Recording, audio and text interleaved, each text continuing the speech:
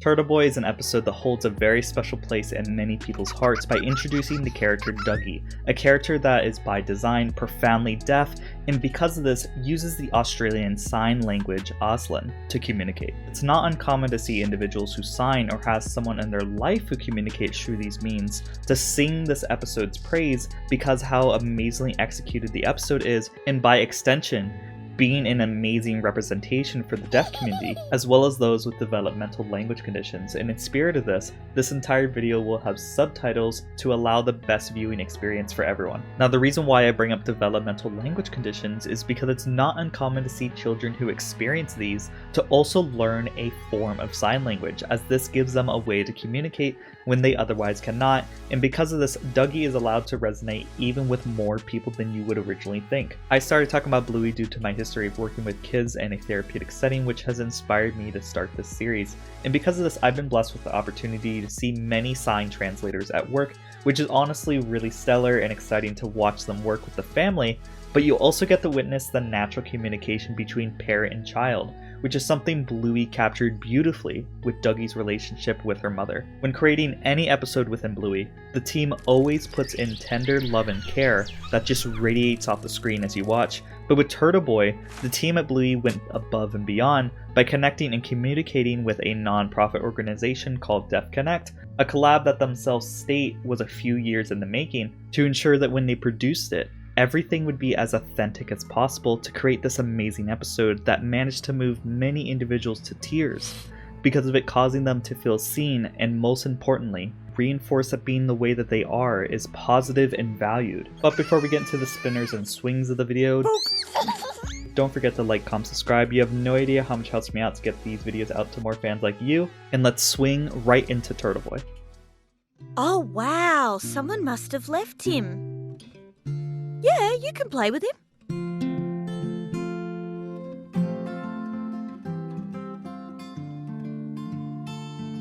Leave him there, honey. His owner might come back for him.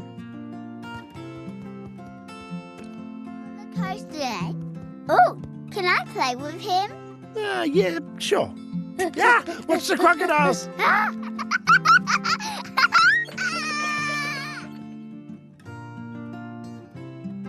No, honey, you can't take him home. I think his owner has forgotten him. Look, if he's still here tomorrow, then maybe. But I'm not sure it's a done thing. Can I take Turtleboy home? Well, I did say you could. But do you still want to?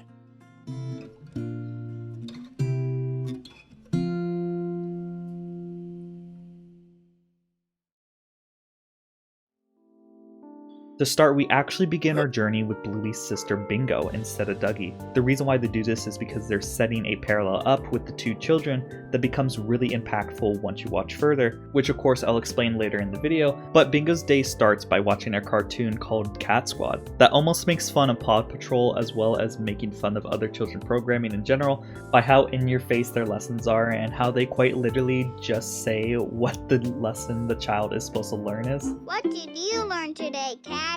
How I behave doesn't just affect me. Where Bandit comes in being the silly dad he is and properly disturbs Bingo's day. I can't sing! When eventually he remembers why he came in the first place. We're going to the park. Leading us to the main plot of the episode where Bingo meets Turtleboy, It's a turtle boy. a stuffed animal left behind by someone we actually never meet, but Bingo spends the entire day playing with this toy, and when they're ready to go home, Bingo, only being 5, She's 5. of course wants to bring her new friend home, with Bandit chiming in with the valuable life lesson of the episode. Oh, why can't I take him home? It's not the done thing, mate. His owner might be looking for him. Now, it's not the done thing is something we're going to be hearing a lot throughout this episode, but as they leave, we get to the main juicy part of the episode with a new family coming in on the other side of the screen, making an extremely impactful first impression. Oh wow, someone must have left him. Yeah, you can play with him.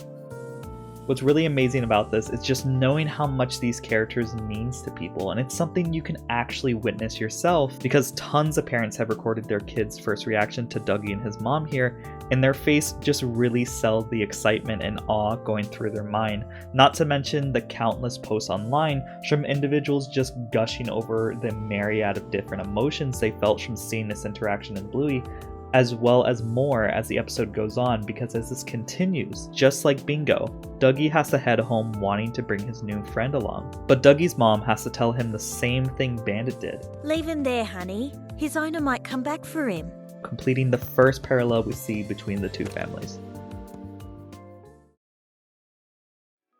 One thing that is absolutely remarkable about this episode is the way that they feature the interactions between Dougie and his mom. Every time they are on screen, everything feels completely natural to what you would see with a parent that signs and speaks and a child that only speaks through signing. And the way they actually accomplish this is when they were producing the episode, Def Connect connected the Bluey studio with a family that mirrored Dougie and his mom. So throughout the scripting and editing stage of this episode, the family worked closely together with the studio to confirm everything was translated accurately to Auslan, and even provided video of them doing the signs to ensure everything was as authentic as possible, creating this wonderful and accurate interactions we see within the episode. And Def Connect even made awesome exclusive content to help kids learn Auslan through Bluey, and even translated the entire episode in Auslan itself with an interpreter on the side, but unfortunately you cannot view these unless you live in Australia or if you have a way to bypass location-based restrictions, which is why I'm happy to say this video was sponsored by Atlas VPN. Atlas VPN is a very easy software to use. All you need to do is press Australia to connect to Australian-based servers. Once there, all you need to do is go to the ABC website, and there you can see all the episodes and Bluey content that is only available in Australia.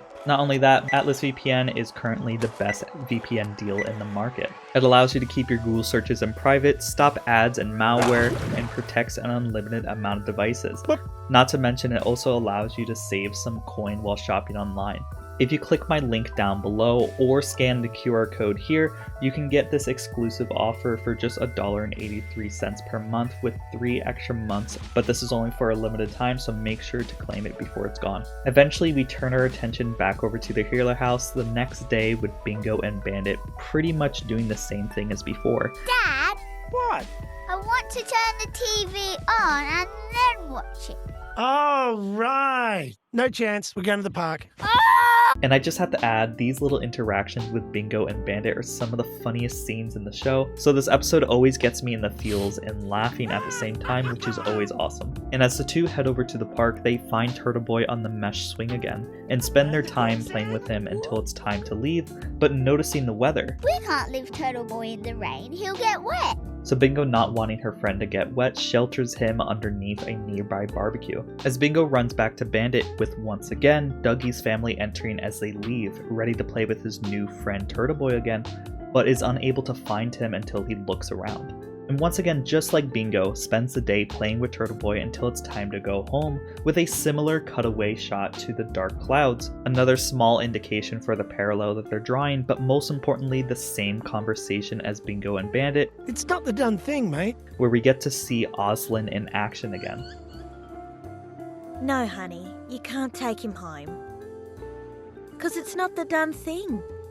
Now, another awesome thing about these moments is how they're accomplished with just 4 fingers. When signing in all forms of sign language, every single finger plays a critical part when communicating certain letters, numbers, or even words. So when presenting it through characters that only have 4 fingers to work with, they had to work around a set vocabulary, causing obvious difficulties due to this limitation when scripting the episode, but also difficulty during animation, because every single movement is unique and must be animated perfectly.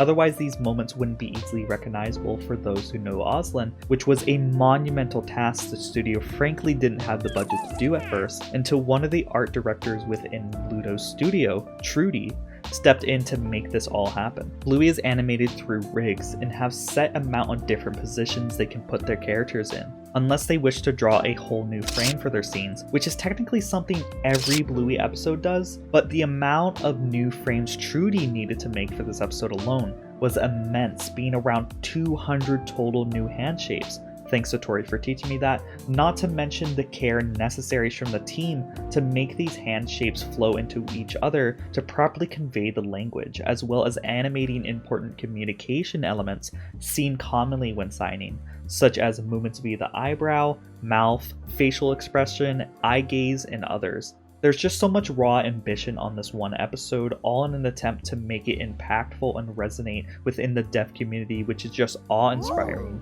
all things considered, and really shows how much the studio cares for its audience.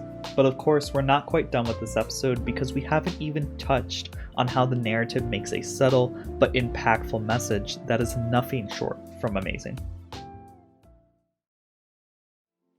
Once again, Bingo spends the day playing with Turtleboy and again asks if Turtleboy can come home, I think his owner has forgotten him. with Bandit saying that if he's still there tomorrow, then they can take him home, Hooray! with that iconic line again. But I'm not sure it's a done thing.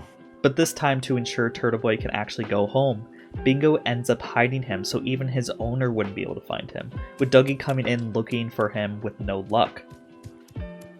Maybe his owner came back for him.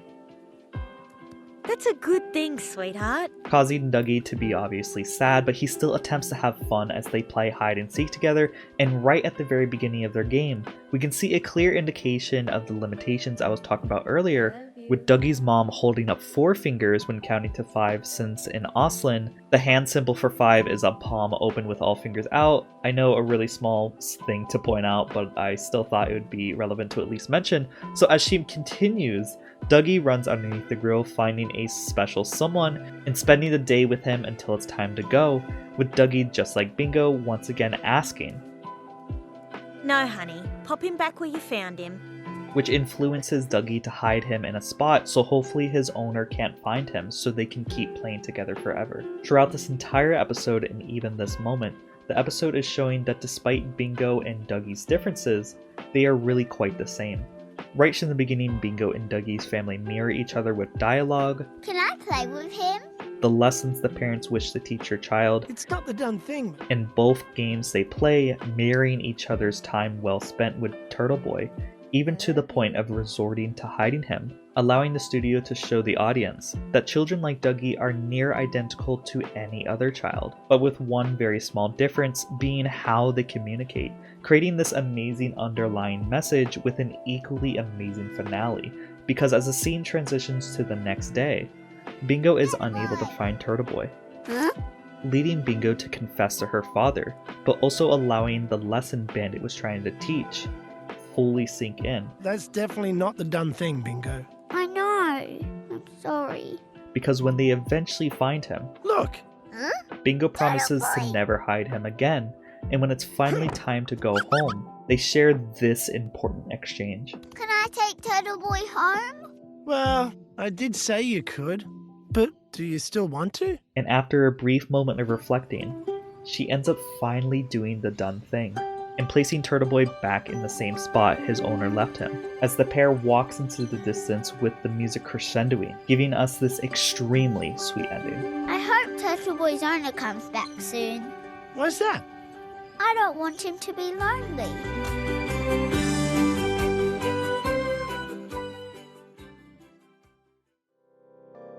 Now, as in tradition, we're at the part of the deep dive where we'll be going over all the Easter eggs and references in this episode, so let's just get right into it. During the ending, we can see this shot of the tree, which holds the place for a reoccurring long dog Easter egg in this episode, hidden as a part of the branch. And this next one isn't necessarily an Easter egg, but I noticed that there's a lot of exaggerated movement, and it's possible that they did this on purpose to make the scenes more enjoyable for the deaf community members. Thanks to the wiki, I know that this episode is the first that Bluey doesn't show up in besides a family photo, and if you go onto the wiki's page for the script of this episode, it has these awesome Auslan sections that you can click on to learn the hand movements for the phrases, which I just found to be an incredible contribution for the community, so I just had to share it. When Bingo is about to throw Turtleboy past all the swing, Bandit says this. Okay, Turtleboy, you picked up the curry, Now to get home safe to the turtle missus. Which is a callback to the episode Curry Quest, where they did a curry exchange and similarly headed back to the missus. The park location in this episode is based off of a real-life location in Brisbane called Benjamin Place Park, which is also home to the real-life Turtleboy placed there by the Bluey Studio with a tag that Finley says, "Hi, I'm Turtleboy. I have lots of friends who visit and play with me here at this park. I like to pretend the swing is a roller coaster, run races around the swings, and even fly through the basketball hoop. When the weather is not good, I like to stay underneath the barbecue. Please have fun playing with me, but don't take me home. It's not the done thing." Thanks to Aussie girl Margie for letting me use the footage of her family finding it, and make sure to check out her video covering all about real life Turtleboy. The cat squad we see at the beginning of the episode actually all have different names that were given by the art director who created them. From left to right they are named Cleo, Copper, and Cat, but in the episode they referred to the one in the middle as Catty instead. What did you learn today, Catty? Thanks to Kitten for teaching me that one. And Rafferty Amore, the artist behind Dougie's mom's design, designed her hairstyle and look after the actress Phoebe Waller-Bridge and made her and Dougie a cavoodle. And finally, the Twitter user AJG taught me that this episode's background music was originally written for the episode Rain, which I will admit both are beautiful, but I really enjoy the music we eventually got for Rain a bit more for the theme of the Rain as a whole. That's all the Easter eggs I could find, but if you buddies found some that I didn't cover, feel free to share some of them down below. It's hard to not get emotional watching this episode myself, considering how much it means to so many people. I will admit that this is an episode that never made me cry until I did research into everything that went into it, but once I learned the amazing amount of effort that went into it and how it resonated with so many individuals, I find this episode to just be so extremely powerful as a whole, and perhaps you buddies can tell me down below if learning all of this changes how you perceive this episode as well. With this episode ending the way it did, I always see people in the fandom mentioning how they want to see Dougie and Bingo eventually meet someday, which would be incredible to see Bingo possibly learning some Auslan as a result of their new friendship, but we might be actually getting this wish granted because on September 21st, the Bluey page updated Dougie's info by saying Bingo is his new friend, which is beyond exciting for me, and I have an entire video discussing all the changes on the website and the possible teases for future episodes hidden within, so consider checking it out on the top right,